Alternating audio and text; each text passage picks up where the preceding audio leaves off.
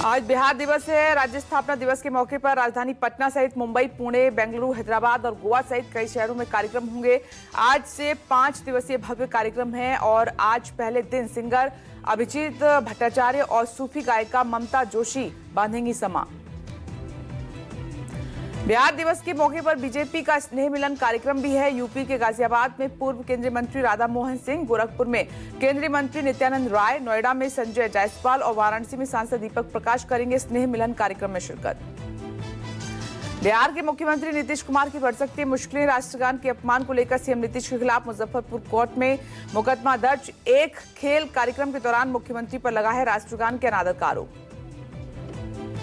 नागपुर हिंसा के बाद महाराष्ट्र सीएम देवेंद्र फडणवीस का आज पहला दौरा। दंगों के बाद जारी तनाव के बीच श्रीनगर जा रहे सीएम फडणवीस ने साफ किया है कि हिंसा के जिम्मेदार लोगों को बख्शा नहीं जाएगा।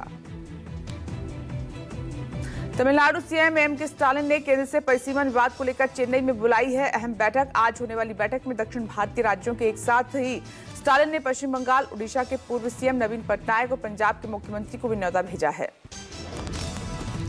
पश्चिम बंगाल सीएम ममता बनर्जी आज अपने 6 दिवसीय लंदन दौरे पर होंगी रवाना।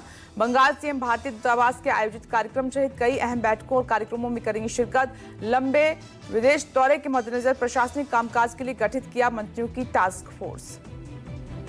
कर्नाटक में आज 12 घंटे का राज्यव्यापी बंद का आह्वान है। 3000 से ज्यादा कन्नड़ संगठनों ने किया है बंद का आह्वान। बेलगावी इलाके में कन्नड़ मराठी विवाद में बस कंडक्टर और मराठी युवक पर हुई मारपीट को लेकर उभरा है तनाव। केंद्रीय मंत्री गृह मंत्री अमित शाह ने शुक्रवार को राज्यसभा में गृह मंत्रालय के कामकाज की विस्तार से जानकारी दी। शाह ने आतंकवाद, नक्सलवाद, कश्मीर और पूर्वोत्तर में सुरक्षा चिंताओं समेत कई मुद्दों पर बयान दिया। केंद्रीय मंत्री शाह ने जम्मू कश्मीर में आतंकवाद, वामपंथी उग्रवाद और उत्तर पूर्व का उग्रवाद को देश का नासूर बताया। कहा कि इन समस्याओं के कारण 4 दशक में देश के करीब 92,000 नागरिक मारे गए। अमित शाह ने राज्यसभा में बड़ा बयान देते हुए कहा कि 31 मार्च 2026 तक देश में वामपंथ उग्रवाद पूरी तरह से खत्म हो जाएगा। केंद्रीय गृह मंत्री अमित शाह ने राज्यसभा से कांग्रेस पर साधा निशाना। कहा कि कांग्रेस ने समय रहते चीजों में बदलाव नहीं किए। समय के हिसाब से जरूरी बदलाव करने के साथ ही हम एक चुनौती से निपट रहे हैं। केंद्रीय मंत्री शाह ने यह भी कहा कि हमने सुरक्षा बलों का आत्मविश्वास बढ़ाया है। शाह ने कहा कि मोदी सरकार में आतंकवाद के खिलाफ जीरो टॉलरेंस है, जिसका नतीजा है कि कश्मीर घाटी में अब आतंकवादियों का महिमा मंडन नहीं होता। कर्नाटक विधानसभा में अल्पसंख्यक आरक्षण वाला बिल पास। बीजेपी के घोर विरोध के बीच पास हुआ बिल। सरकारी टेंडर में मुस्लिमों को मिलेगा 4% आरक्षण। कर्नाटक विधानसभा में हनी ट्रैप और अल्पसंख्यक कोटे पर हुआ जमकर बवाल। बीजेपी के 18 विधायक 6 महीने के लिए सस्पेंड। मार्शलों ने सभी को बाहर निकाला।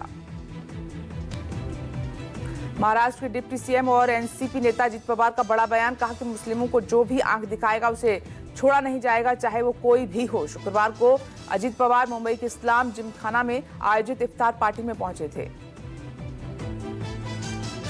दिल्ली विधानसभा अध्यक्ष विजेंद्र गुप्ता ने मुख्य सचिव से की शिकायत। विधायक के फोन नहीं उठा रहे दिल्ली के अधिकारी। मंत्री प्रवेश वर्मा ने कहा कि 10 साल में अधिकारियों की खाल हो चुकी है मोटी, करनी होगी कड़ी कार्रवाई।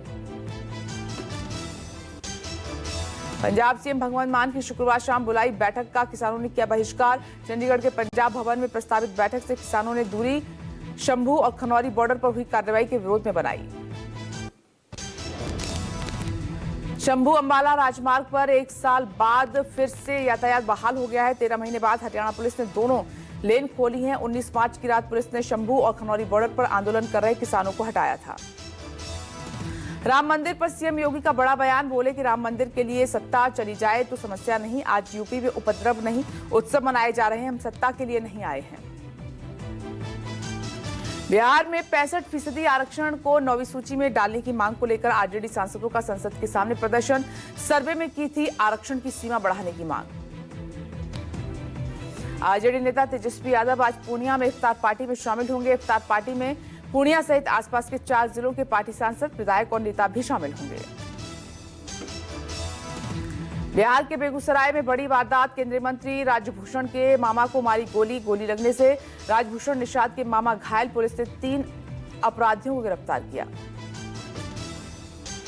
इंजीनियर रशीद की जमानत याचिका पटियाला हाउस कोर्ट ने की खारिज। टेरर फंडिंग केस में जेल में बंद है इंजीनियर रशीद। महाराष्ट्र के नवी मुंबई में महाराष्ट्र औद्योगिक विकास निगम क्षेत्र में लगी भीषण आग और शिरावने इलाके में लगी आग पर काबू पाने में करनी पड़ी घंटों मशक्कत।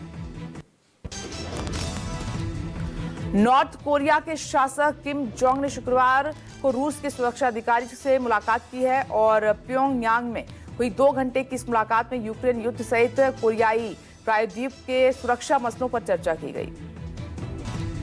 आईपीएल का 18वां सीजन आज से कोलकाता की ईडन गार्डन में शुरू हो रहा है। आईपीएल 2025 का फाइनल 25 मई को खेला जाएगा और इस साल कुल 74 मैच होंगे। 13 शहरों में 10 टीमों के बीच खेले जाएंगे मैच। आईपीएल 2025 का पहला मुकाबला आज वर्तमान चैंपियन कोलकाता नाइट राइडर्स और रॉयल चैलेंजर्स बेंगलुरु के बीच खेला जाएगा। ईडन गार्डन में होने वाले मैच पर बारिश का साया है। केकेआर की कप्तानी अजिंक्य रहाणे करेंगे, जबकि बेंगलुरु की कमान रजत पाटीदार संभालेंगे। 22 मार्च से शुरू होने वाले आईपीएल 2025 की ओपनिंग सेरेमनी में नजर आएंगे फिल्मी सितारे। कोलकाता के ईडन गार्डन के पहले मुकाबले में शिरकत करेंगे शाहरुख खान, सलमान खान और प्रियंका चोपड़ा। बिहार विधानसभा में उठा राष्ट्रगान अपमान का मुद्दा, विपक्ष ने किया विधानसभा में हंगामा। हंगामे की वजह से लगभग आधे घंटे की चल सकी सदन की कार्यवाही। राष्ट्रगान के अपमान को लेकर विधानसभा के बाहर राबड़ी देवी का धरना। राबड़ी देवी ने मांगा नीतीश कुमार का इस्तीफा। राष्ट्रगान के दौरान नीतीश का ध्यान कहीं और था। राष्ट्रगान के अपमान पर तेजस्वी यादव का सीएम नीतीश कुमार पर हमला, कहा कि नीतीश ने राष्ट्रगान का अपमान किया। सीएम ने बिहारियों का सिर झुकाया।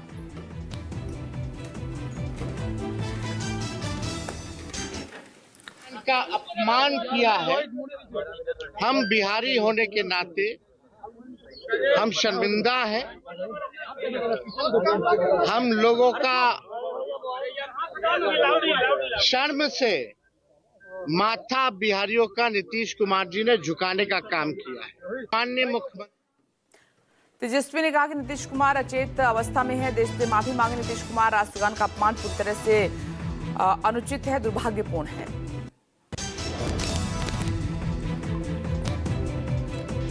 बिहार में 65% आरक्षण की मांग, आरजेडी सांसदों का संसद के सामने प्रदर्शन। सर्वे में आरक्षण की सीमा बढ़ाने की मांग की गई थी। लोकसभा में यूनियन बजट हुआ पास। सरकार, वित्त मंत्री, बीजेपी, कांग्रेस ने अपने सभी सांसदों के लिए जारी किया था व्हिप। नागपुर में जुमे की नमाज को लेकर कड़ी सुरक्षा है। शहर की सभी मस्जिदों के बाहर पुलिस का कड़ा पहरा था। रमजान के पाक महीने के 30 से जुमे की नमाज अदा की गई थी। नागपुर हिंसा मामले में अब तक 91 लोगों की गिरफ्तारी हो चुकी है, जिसमें 11 नाबालिग हैं। मामले में 6 लोगों के खिलाफ देशद्रोह का केस दर्ज किया गया है। शहर के कुछ इलाकों से कर्फ्यू हटाया गया है। कुछ इलाकों में कर्फ्यू में ढील दी गई है। कोतवाली, गणेश पेट, बाजार पेट सहित कुछ इलाकों में अभी भी कर्फ्यू है। कल एनआईए की टीम ने संभाजी नगर स्थित औरंगजेब की कब्र का मुआयना किया। पुलिस ने जांच के लिए 18 टीम बनाई। 230 सोशल मीडिया प्लेटफॉर्म की मांगी जानकारी। नागपुर में भड़की हिंसा का बांग्लादेशी कनेक्शन आया सामने। साइबर सेल ने हिंसा भड़काने के लिए 200 विवादित पोस्ट का कनेक्शन ढूंढ निकाला। राजस्थान विधानसभा में पेश हुए 2 बड़े बिल, जिसमें पहला लोकतंत्र सेनानियों की पेंशन और दूसरी सुविधाओं को फिर से शुरू करने के साथ फिर से बंद नहीं किए जाने के प्रावधानों वाला विधेयक है। विधेयक के जरिए आपातकाल के दौरान जेल जाने वाले लोगों को लोकतंत्र सेनानी मानते हुए उन्हें पेंशन और दूसरी सुविधाओं का प्रावधान होगा। शंभू अंबाला राजमार्ग पर 1 साल बाद फिर से यातायात बहाल हो गया है। 13 महीने बाद हरियाणा पुलिस ने दोनों लेन खोली हैं। हरियाणा के किसानों ने मांगे मानने के लिए 1 महीने का अल्टीमेटम दिया था।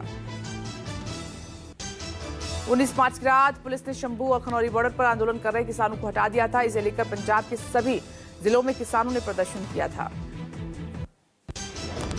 बिहार के दरभंगा में जनता से आरजेडी नेता तेजस्वी यादव ने किया संवाद। तेजस्वी ने आम लोगों से मिलकर जानी उनकी परेशानी। हनी ट्रैप को लेकर कर्नाटक के मंत्री केएन राजन्ना का बड़ा दावा है। कहा कि कर्नाटक के वरिष्ठ मंत्री पर हनी ट्रैप के 2 प्रयास किए गए, लेकिन वे सफल नहीं हुए। दिल्ली हाईकोर्ट समेत सभी जिला अदालतों में एग्जीक्यूटिव कमेटी के चुनाव के लिए हुआ मतदान। पहली बार 1 वोट के आधार पर होगी वोटिंग। महाराष्ट्र में दिशा सालियान की मौत पर सियासत गरमाई हुई है। दिशा सालियान मामले पर बोले शिवसेना यूपीजी नेता आदित्य ठाकरे। कहा, पिछले 5 सालों से बहुत से लोगों ने मुझे बदनाम करने की कोशिश की। दिशा के पिता सतीश सालियान ने अपनी बेटी की मौत की नए सिरे से जांच की मांग करते हुए बॉम्बे हाईकोर्ट का रुख किया है। आदित्य ठाकरे के खिलाफ एफआईआर दर्ज करने की मांग की है। काशी में हुआ राम का राज्याभिषेक। विश्वनाथ धाम में जले 21,000 दीपक। श्रृंगार गौरी का विशेष पूजन हुआ। काशी विश्वनाथ धाम में 21 से 29 मार्च तक आध्यात्मिक आयोजन हो रहा है। Karnataka high profile gold smuggling case में आरोपी रन्या राव की जमानत याचिका खारिज हो गई है। सोना तस्करी केस में तरुण राज को भी नहीं मिली कोई राहत। सौरभ हत्याकांड के आरोपी साहिल शुक्ला के कमरे के गेट पर लगा पोस्टर का फोटो हुआ वायरल। पोस्टर में लिखा है नमक स्वाद अनुसार और अकड़ औकात अनुसार। साहिल के कमरे में पुलिस को मिली कई सारी बियर की बोतल और पुलिस ने सीज किया साहिल का कमरा। हत्या के आरोपियों ने हत्या करने से पहले और बाद में कमरे में पी बियर।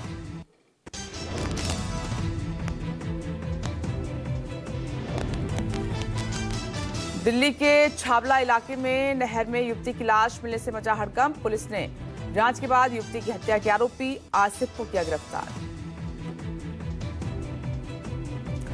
12 मार्च से गायब युवती की आसिफ ने गला दबाकर हत्या की। 17 मार्च को पानी में तैरती लाश दिखने के बाद हत्या का खुलासा हुआ है। अब जांच तेजी के साथ की जा रही है।